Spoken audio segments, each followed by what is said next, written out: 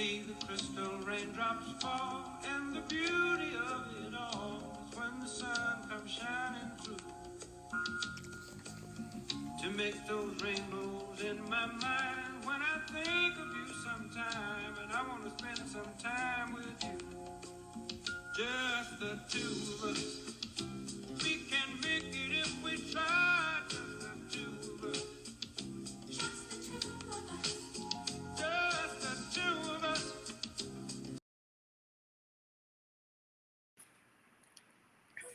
What's going on, ladies and gentlemen? I'm Darrick McGhee. I'm Tikia McGhee. Another episode of Just the Two of Us, our podcast. We talk about love and marriage, our journey, our fellowship, our life, the parts we want you guys to know about. Right. How you doing? I'm doing good. How are you? I'm doing good. So Tikia's good, Darrick's good.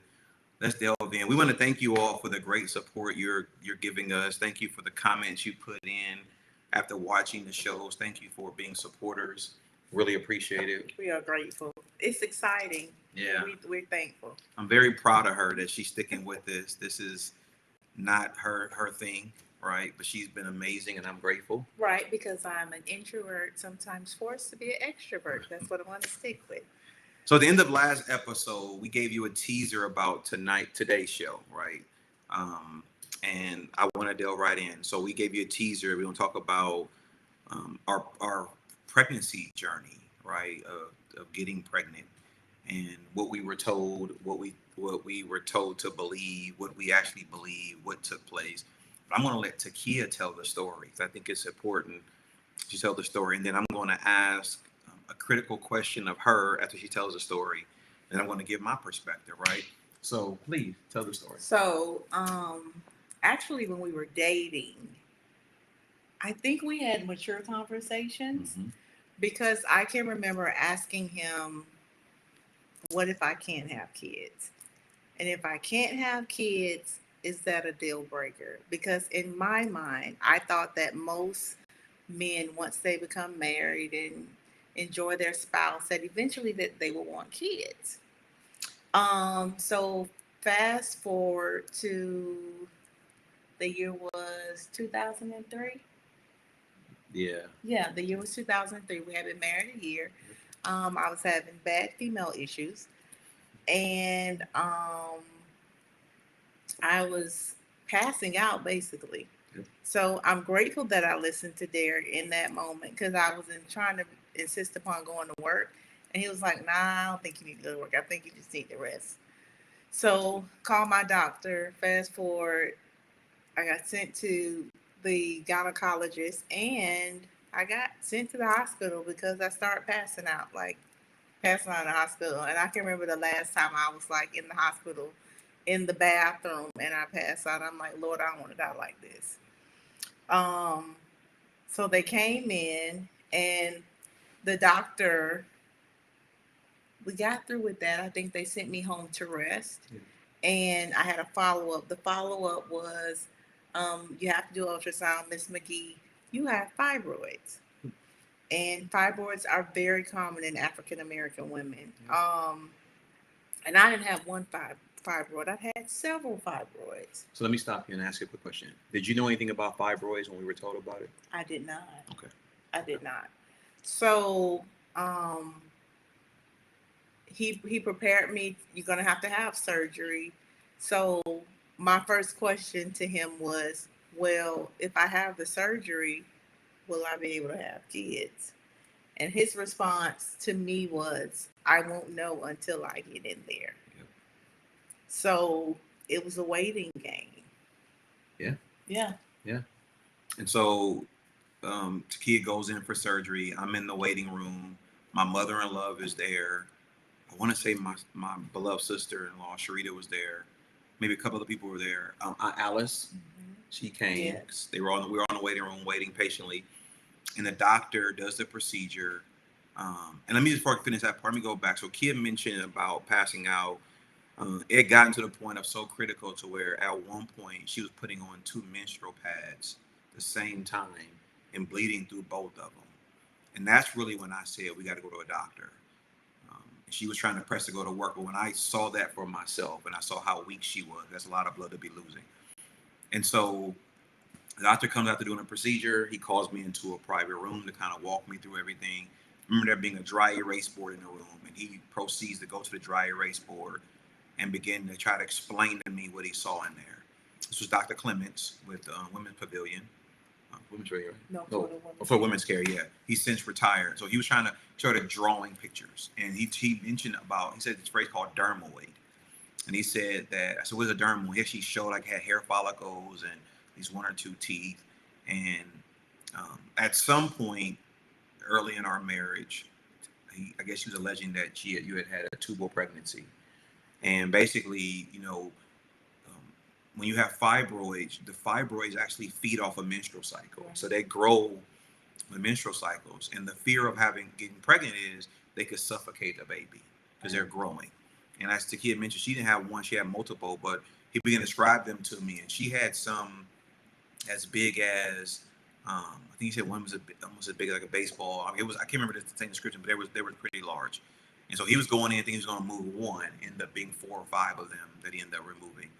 And so, and when they do it, they cut you like you have in a C-section. So they go across that. And so she's having to recover like she had a C-section. And so we start having this conversation, and she asked again when she starts recovering from anesthesia. She asked him again about having children, and he said he didn't know. But I remember him saying, "I don't know if you can have kids, but my advice to you is," I'm sorry, I went in the hospital. That's when we went for the checkup. He said, she asked him, "Can I have children?" And he was like, "I don't know if you can have kids or not." He said, "But if you want to try to have kids, I advise you start trying right after I clear you after the 6 weeks." And I remember Tikia crying. I was sitting there hearing what he was saying, a little bit shocked, but really unbothered by it. Here's why I was unbothered. Because when we was at the hospital prior to even the procedure being done, the doctor, they scheduled her to come back the following, as you mentioned. And in between there was a Sunday. We were still at Tabernacle at the point. At some point during the worship service, I remember just dropping to my knees. I was prostrated across the pulpit, face in the carpet, and I was bawling. And I remember saying out of my mouth, "Lord, I don't want to get up until my fate tells me she's going to be okay." And that's really what I did. I laid there. And when I got up, and this was like, this wasn't like a minute later. This was a while later. When I got up, I had this peace that was going to be okay. We literally was a year into our marriage, right? We had just bought our house. So everything is fresh. Everything is new. This is not what we're expecting the first 12 months, right? We got married that November. I want to say it was that August. It was the August of the very next year. So we hadn't even hit 1 year yet, and we're dealing with this. And, it was what it was. And the Lord brought her through the surgery. She got her clearance. This is now, we're in 2004. This was 2004. So we're in 2004 when, we're told this. And so we don't know if we can have kids or not. Now, I will tell you my part, but I'm going to ask you a question. So let me ask you the question first. Why did you ask that question repeatedly to the doctor about, can I still have children? Because it's the fear of, it was fear. It was the fear of him coming in and saying, you can't have kids. Okay, so let's say if he had said you couldn't have kids. I think in my, that would have been life-changing for me. Because most women long to be mothers, right? So it's crushing because it's almost in some women's mind, like I'm failing or I failed because I can't, the one thing that my husband wants, I can't give that to him. So let me give you my part. When he said it, I heard what he said, but I was unbothered because with or without children, I wasn't going anywhere. And I even kept saying to Tikia, we're going to be okay. Like, if we can't have kids, that's fine. Now, listen to me, fellas. My heart was right. My words were pure. My intention was clear. But I was not discerning or sensitive to the heart of my wife. And what does that mean? Everything I said was honest. But it took me years later for me to really understand the magnitude of the fear that she had about not being able to have kids, right? I was trying to assure her that we as a married couple are going to be okay. If we can have kids, we're going to be all right. And I meant that, and I still mean that. I never asked her how she felt. I never understood what she felt when she was asking those questions and what that meant to her. And I'm talking about years later, like we about to hit 23 years of marriage this November. It may have been 3 years ago when she never having a conversation, random conversation, and Tikia kind of just talked through it. And I was like, oh, I didn't understand that. Like I was trying to assure her I'm not going anywhere. I never thought about her feeling like a failure and things of that nature. Right. And that was a big revelation to me, because sometimes as men, right, we are by nature fixers. So you're trying to fix the situation and calm your wife down. But in your fixing, you could actually miss what you're trying to do, or whatever it may be. And it was 3 years ago, really, that I really understood what she was saying to me and what that meant. And so you said if you couldn't have kids, you'd have felt like a failure. Yeah, because it's almost like the story of Hannah in the Bible, right? Yeah. Like the one thing she wanted to give him, it was delayed, but in God's timing. But I guess I only think a woman would understand this portion of it. Not saying men don't fully understand, but like when you think of the story, you think of the priest coming in and he thinking she was drunk and she is distressed because Lord, like I'm doing everything you tell me to do. Like, why can't I? And yeah. Wow. So the doctor tells that to us. Tikia gets cleared, right? I'm not tripping. Again, I haven't even asked her why she keeps asking this question. I haven't asked her what she feels. None of that. Because for me, I'm at peace that I didn't marry my wife with the thought of we got to have a lot of children, right? And we did say when we were dating, 2 and through, right? We wanted to have 2 kids. Unless our second child was a twin, we wanted to have 2 children. It was 2 and through, right? That was our thing. And so if that deviated, I had enough faith that God knew what God was doing. That was my mindset. And, so then kid gets cleared. We have a dope fellowship. They probably can't handle, real conversation, right? My brother-in-law, Anthony, bless you, brother. Anthony, it's back when you had CDs, right? You had CDs. Anthony, I'm a big Jodeci fan. So Anthony decided, and that's all you need to know. He made me a Jodeci CD. Yes. And, that's, this was in the month of February, right? And we then, I came home from work one day. So you want to tell them? So my menstrual was late, and I'm thinking like, Lord, is this what I really think is going to happen?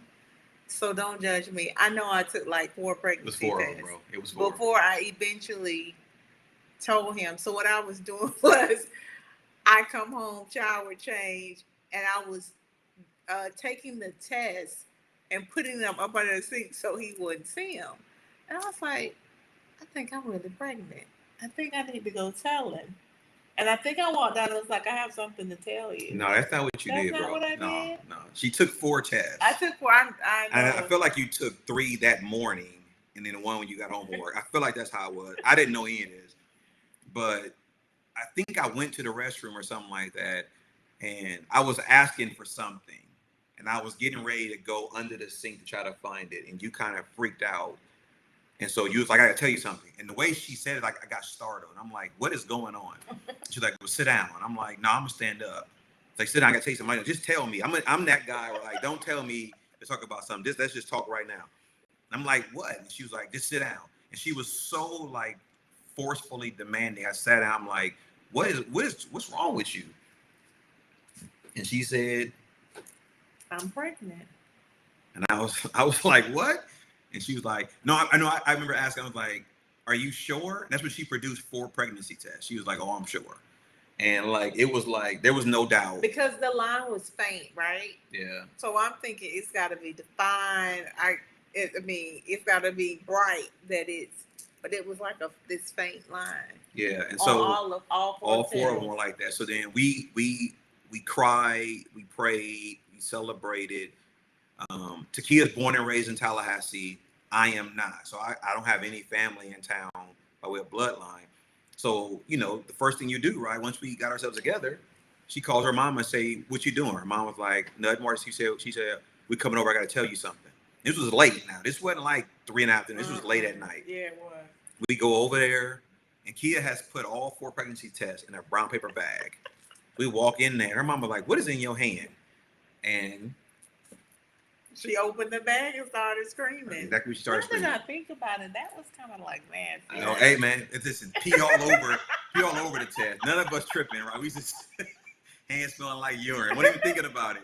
Was excited about it. Now, mind you, at this point, my mother has no grandchildren, and my mother-in-law has no grandchildren. So Darrick is the first grandchild, right? So Mama Florence is celebrating. Sharita is all excited. She's celebrating. So then I call my mom, and I'm like, Mom, I got to tell you something. She's like, what? And I was like, are you standing or are you sitting? And she's like, I'm sitting. I'm like, great. I'm like, you're going to be a grandmother. And she screamed. And at this point, my parents were living in Atlanta. Uh-huh. She screamed. And that was in February of 2005. And Darrick came November 28, 2005. And that was a journey, right? And because of what Tikia had gone through with the they call it a myomectomy when you have fibroids removed, right? We knew it was they were very cautious about the pregnancy. Yeah. She couldn't eat certain foods, couldn't do certain things. At one point, the latter part of the last trimester, she started having some swelling. They threatened to put her in the hospital. And this lady right here, right? So mind you, he's born November 28th. That means he came right after Thanksgiving. We were like the Tuesday going into Thanksgiving, that Thursday. That Tuesday we have a doctor's appointment. Dr. Clemens walks in. Her ankles are swelling. He's really concerned about the swelling. So he's talking about admitting her into the hospital for the remainder of the pregnancy, right? They had scheduled the C-section date for like December 8th, and then they had moved it up because Dee was a big one. They moved it up. This one right here, not worried about the swelling of the ankles, not worried about anything. Her thing was what? Please just let me eat for Thanksgiving. I promise I'll sit down and put my feet up. So she's negotiating with the doctor to not admit her. Let me say. No, it worked. No, it worked. Yeah. That worked. But I'm watching her like I'm concerned because I'm looking at the ankles. Like we could just chill at the hospital for Thanksgiving. This one here, like brokering, emotional. And Dr. Clemens, who know him, have argued like his bedside manner may not be the best. Usually doesn't give in. He gives in. He does. He was like, I'm trusting you to go home and keep your feet up. Yeah. And she did. I did. So Dee was scheduled to come on the 30th by way of C-section, the 30th of November. And we wake up Monday morning, November 28, 2005. And the goal was no contractions. She then says, Darrick, I'm feeling some pain. So now I jump into straight up mode, right? I'm like, let's go. We get dressed, right? The bag is already packed.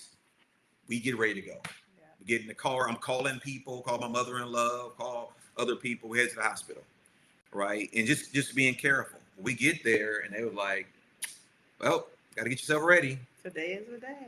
And let me just tell my part of this. I want you to tell your part. Okay. So when they said today is the day, I immediately get very nervous, right? Because now it's no longer just a 9-month pregnancy. Now they're telling me in a matter of a couple of hours, we're going to go from 2 to 3. Yeah.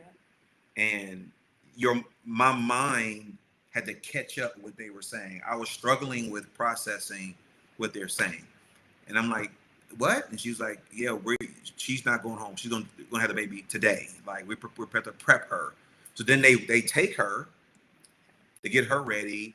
They didn't come back and get me ready to go. So when I finally see her again, she's on the table preparing to have our son. And like everything's moving really, really fast.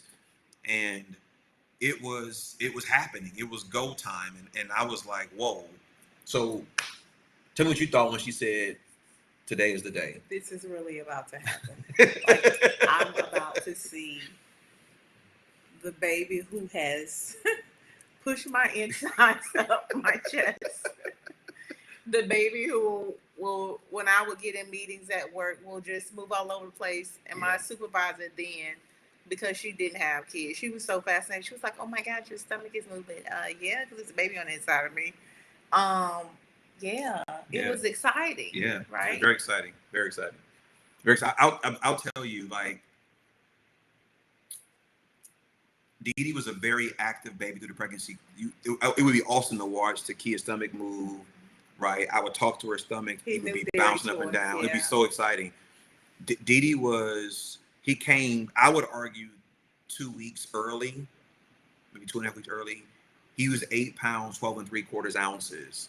And he was early. He was 19 and 3/4 inches long, like, right? So we're in there. They position me where I need to stand, right, as they're doing their business. And I said to them, I don't want to see nothing. So they'll put me where I don't have to look over anything. They put me up at the head where she's at. So I'm talking to her, right? And I'm crying as I'm talking to her. So she's literally having a baby, trying to console her husband because I'm like emotional about all of this, right? Because there's a part of you as a man where, for me, I'm excited, but I'm also worried about her, right? And so that my mind was really her.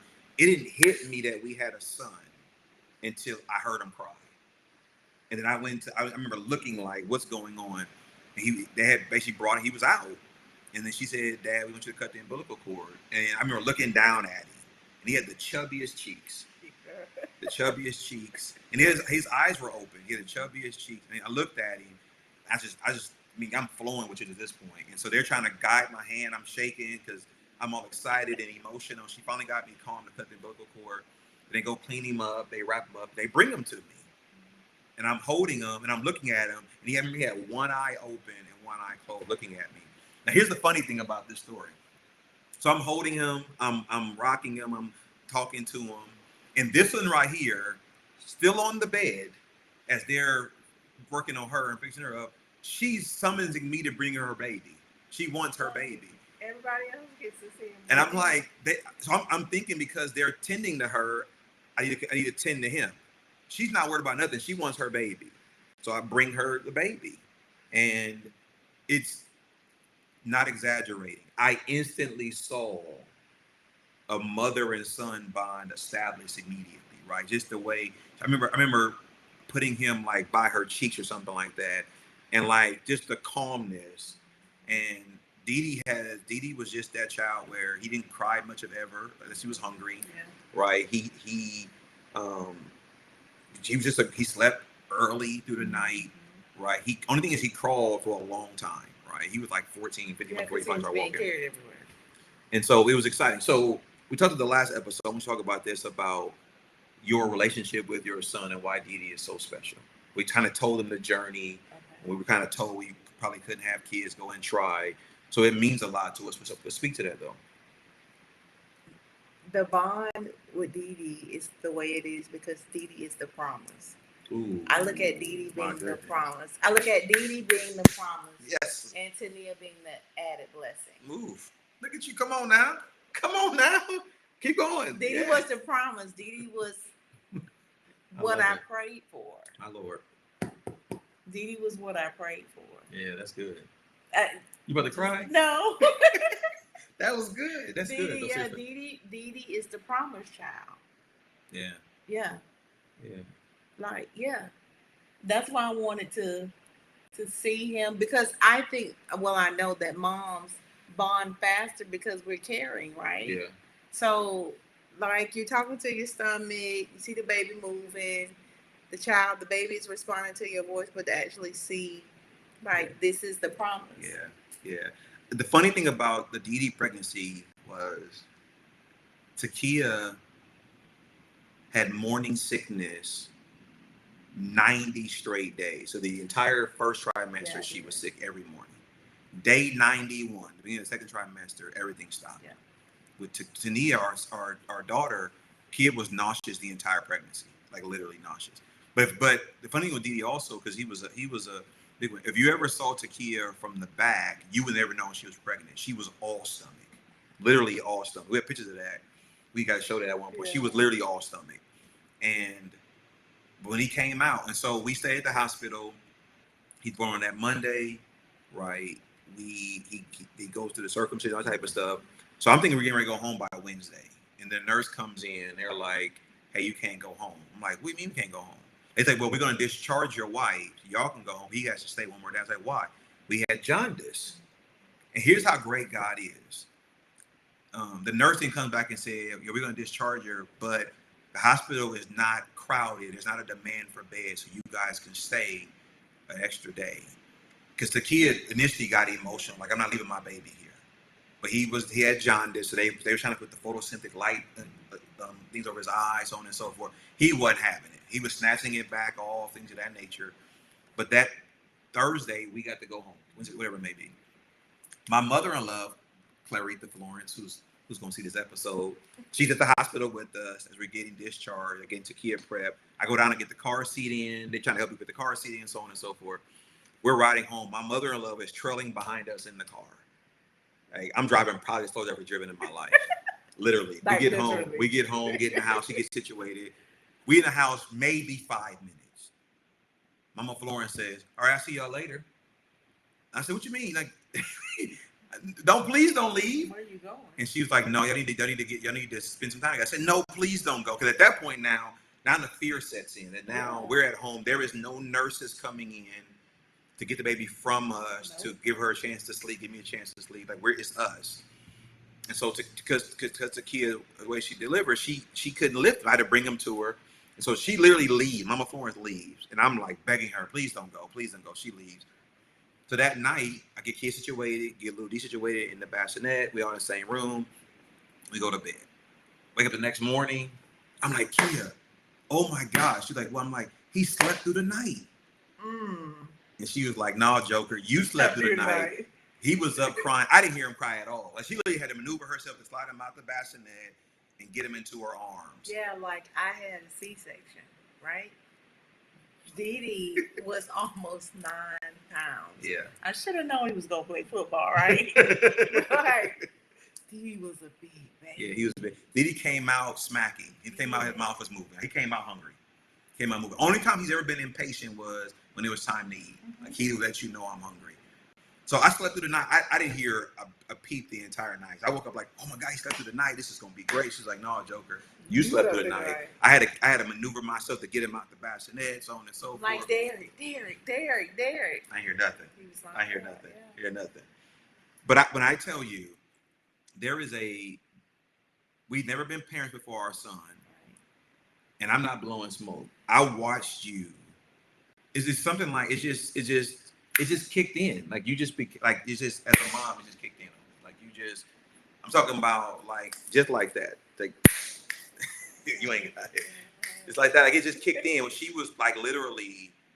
Imagine now, she's not supposed to lift over a certain amount of pounds, but she's like she's just, he was crying at a certain point because he was hungry, and I was taking too long. He took the bottle, right? And never bothered. But there is a story we didn't tell that I think is very important, right? It's funny to me. So in the hospital, Aunt Alice, God rest Aunt Alice. Aunt Alice was there with us, and she was relieving you. She was relieving me, right? So she was she washed her hands, she was holding the baby, and then Kia was getting ready to feed him. So they were trying to change his diaper. Remember this story? Yes.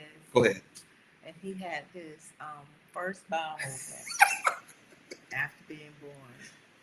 And what happened was, I was changing him, and Aunt Alice, in her motherly fashion, she was like, "Kia, don't use the cold. I'm gonna wet the I think it was like a gauze they were giving us to kind of clean him."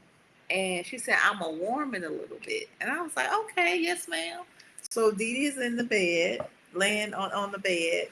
Aunt Alice is bringing me the warm. She's like, "You gotta wipe it like this." "Okay, yes, ma'am." I'm like, Aunt Alice, he's peeing and he's pooping at the same time. Somebody help me. She was like, wait a minute. Yeah, that was bad. And so the part about Aunt Alice that I love, Aunt Alice did not do well with vomiting and stuff like that, right? So, like, kids like calling for Aunt Alice is like, "I'm trying to help you, but I don't want to see it." Right. And it was hilarious because these are things that they don't tell you. Yeah. Right? And she was like, "You got to move faster because he's a boy. So you can't take all day cleaning them, because if you do, it's going to come up and it's going to come out like a waterfall and it's going to be bad." So, yeah. So thinking about, in our next episode, we're going to talk about tinea. Okay. But for this one with Dee Dee was the promise, you said. So I have two questions about that one statement. Um, do you remember any thoughts or feelings? I know he was the promise. Any thoughts or feelings you had when you finally saw him?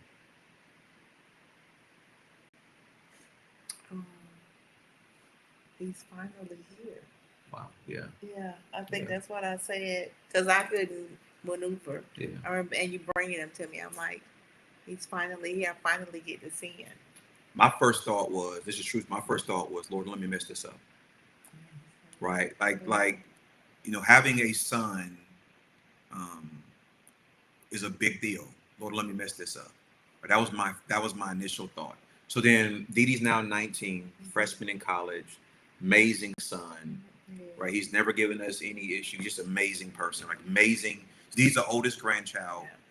He's the only boy of my mom's grandchildren.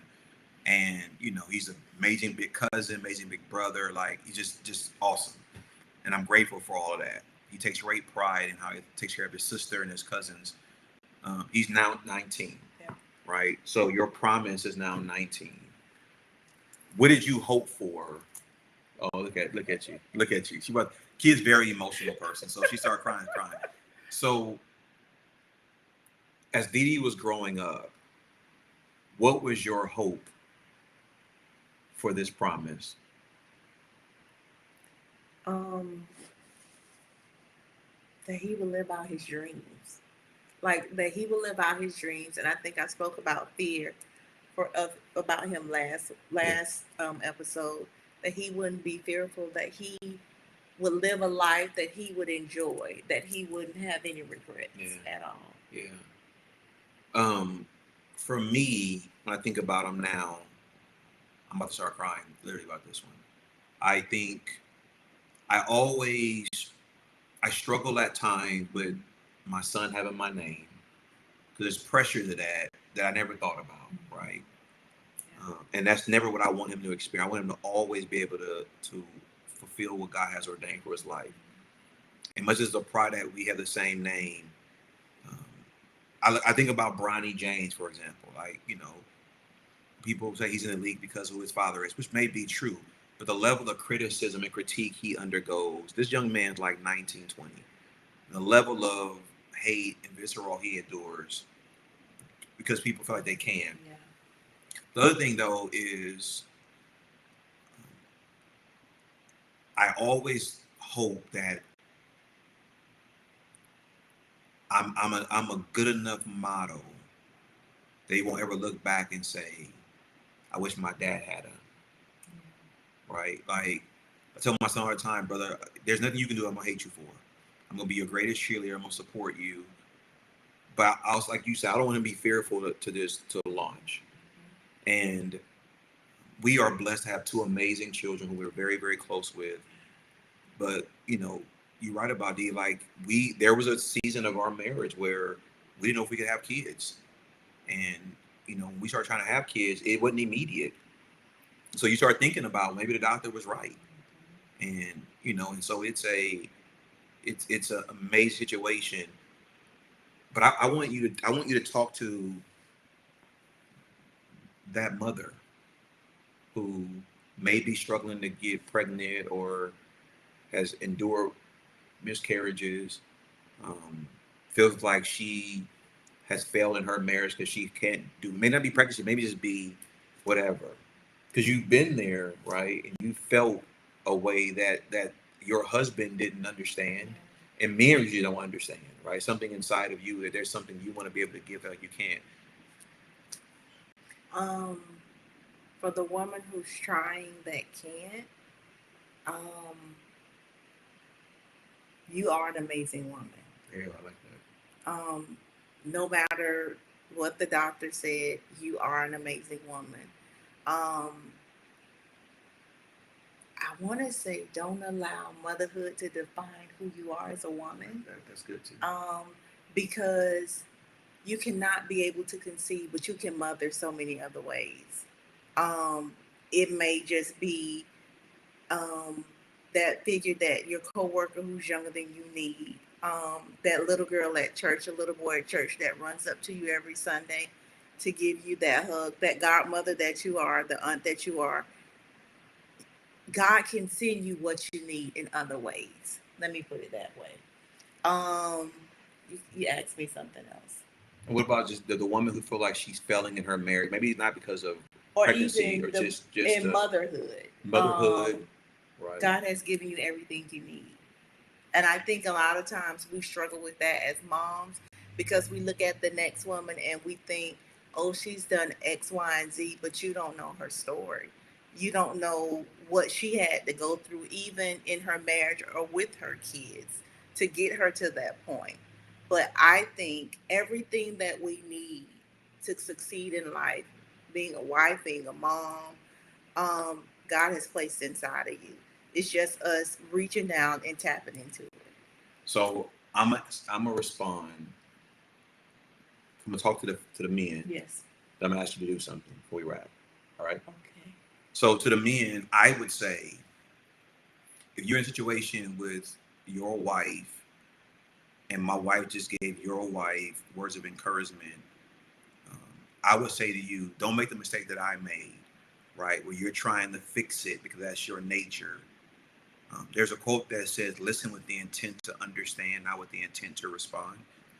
We are fixers by nature as men, right? And so our first order of thought is fix it to make my wife feel better. And that's what I jumped into doing. And you fast forward 2 decades later, and you then finally sit long enough to hear your wife say, this is really how I felt. And I was crushed. I was crushed because I never once thought to ask her. And so I would say to the men, slow down long enough to ask your wife how she feels. And also slow enough to ask her and slow enough to hear her respond. May not be about pregnancy, maybe about anything, right? Because we are fixers, our wives may want to say things to us or unburden their hearts, and they're talking and we're fixing their problem. We never heard their heart. And I've had to grow to that point where, don't cut her off. Listen to her. Listen to what you're saying. Because I'm trying to say, listen, just do this, it's over with. Right? Or just don't talk to her no more. Cut them off. And that's fixing behavior, but that's not what she's wanting in that moment. What I wanted you to do is, I wanted you as a woman, as a wife, as a mother who's been through what you've been through, and God has favored us now to have kids. But what would you say to the husband of the woman? Or what would you say to me as a husband, or the husbands who, what would you say to us? Even if it's cautionary words, what would you say? Choose your words wisely. Ooh, that's good. There may be moments where she is emotional, and in those moments, just sit and hold her hand. Like, sometimes men don't realize your presence is greater than your words.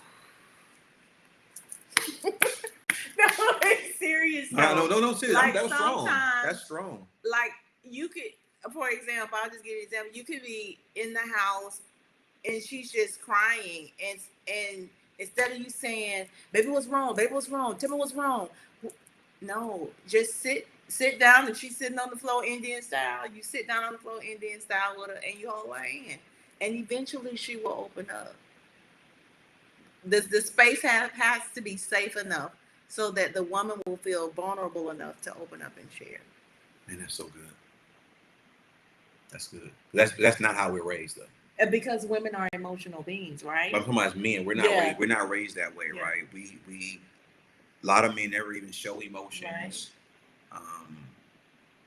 Like my son, as we close out, my son is who taught me it's okay to be emotional. When he was playing sports early on, playing weed ball and then t-ball and things like that, the cute stuff, right? I was aggressive, right? Hit the ball. Like, he's 3 and 4. And that makes him nervous in that He's making him nervous. Like, he's at that point, he's just cute in the uniform, right? Cute in the bat, and mommy gonna take a lot of pictures, and everybody's coming to the game. And, and I remember one game, though, like, I was yelling from the sideline, like, hit the ball. and because we had practice in the yard, I knew we could hit the ball, but I had to remember was we were hitting the ball in the backyard with just daddy and son. Now he's at this field with all these people watching. And you said, Darrick, he's only 3, something like that, he's 4, whatever. Like in that moment, I wasn't thinking that. I'm thinking I've just seen you hit the ball 5, 6 times consecutively. You can hit this ball, and he's looking around at all these people, right? And the pressure of your father yelling or telling you to do something, right, versus consoling. Well, I wasn't raised that way. I wasn't raised to be consoling. So I learned through being a father of a son that the challenge for me to understand, your child desires your approval. They desire to please you. Yeah. They just desire to make you. They want to hear you say, "I'm so proud of you." Especially in sports. Especially in sports, right? I never played baseball, right? So we put Didi in it so he could just do some with all that energy. That's really what it was. And he can get a lot of pictures.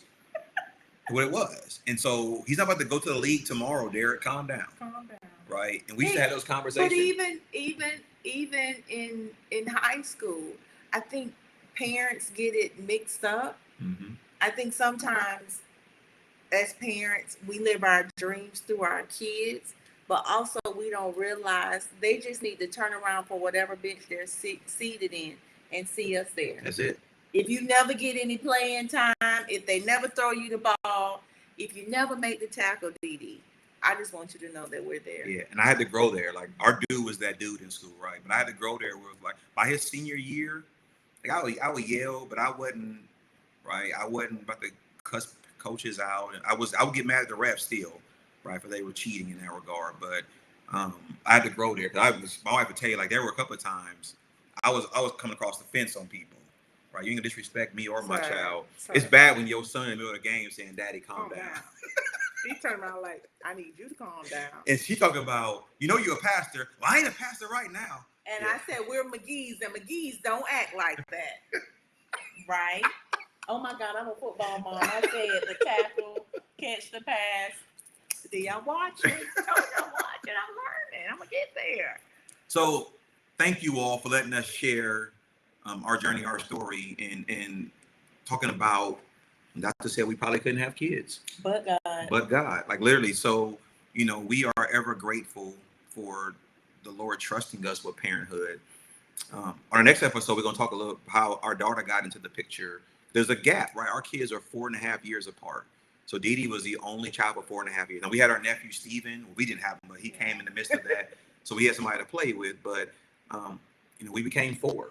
There's a gap. And parenting sons is very different than parenting daughters. Oh, yeah. Just know that. We have to put them on an episode at one point. He may say no. She'll say yes to be on the episode. She would love to be on the episode, tell her story.